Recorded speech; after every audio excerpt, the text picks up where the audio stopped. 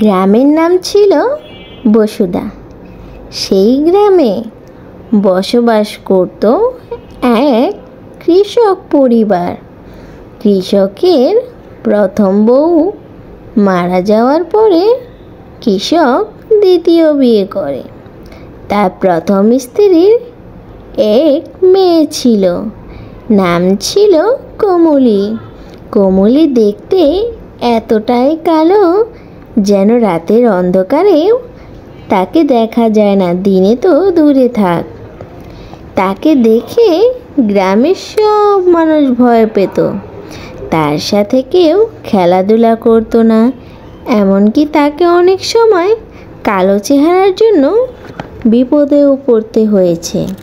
তার সৎ মা তাকে আদর যত্ন করতো না, তাকে নানাভাবে অত্যাচার করত। কমলি শুধু বসে বসে কান্না করত। তার সৎ মা তার নামে বাবার কাছে নালিশ দিত। তাকে কেউ ভালোবাসতো না, গ্রামের সবাই অপমান করত। সে প্রায়ই সৃষ্টিকর্তার কাছে বলতো তাকে যেন তার মায়ের কাছে নিয়ে যায়। গ্রামের লোকেরা বলতো কমলা নাকি অপয়া, তাকে দেখলে তাদের সব কিছু নাকি অশুভ হয়ে যায়। তাই একদিন রাতে কমলিকে সবাই মিলে নিয়ে নদীর ঘাটেতে পানিতে ফেলে দিয়ে আসে।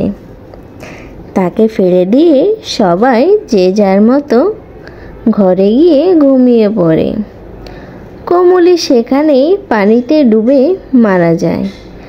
আর কমলির আত্মা ডাইনি হয়ে গ্রামে ঘুরতে থাকে। তার আত্মা যেন শান্তি পাচ্ছিল না, আর তার সেই ভয়ঙ্কর আত্মা গ্রামের সবাইকে ভয় দেখাতে থাকে। গ্রামের সবাই ভয়ে কেউ বাহির হয় না ঘর থেকে। শ্যামলী ডাইনি বেশ আনন্দ পায়। তাদের এই অবস্থা দেখে কমলির বড্ড হাসি পায়। গ্রামবাসীরা সবাই মিলে সকাল হলেই ওঝার কাছে চলে যায়, আর তারা তাকে সব খুলে বলে। ওঝা সব শুনে কাজ শুরু করে দেয়। ওঝা মন্ত্র পড়তে থাকে, আর সেখানেই কমলি ডাইনি হাজির হয়। তখন ডাইনি বলে, আমাকে কেন এখানে আনা হয়েছে? ওঝা বলে, তুমি এই গ্রাম থেকে চলে যাও, তোমার যা ইচ্ছে বলে দাও আমাদের, আমরা তা পালন করার চেষ্টা করব। তখন কমলি ডাইনি বলে, কি দোষ ছিল আমার? আমি কালো বলে কেন আমাকে ঘুমন্ত অবস্থায় পানিতে ফেলে দেওয়া হয়েছিল? আমি কি ইচ্ছে করে কালো হয়েছি? আমাকে এই গ্রামের কেউই পছন্দ করতো না। গ্রামের কারোর সাথে খেলতে পারতাম না, মেলামেশা করতে পারতাম না। সবাই আমাকে তুচ্ছ তাচ্ছিল্য করতো, আর সবাই বলতো আমি নাকি অপয়া। আমি এই গ্রামের মেয়েগুলোকে পানিতে ফেলে দেব, তারপরে ওদের কতটা কষ্ট হয় ওদের বাবা মারা সেটা বুঝবে।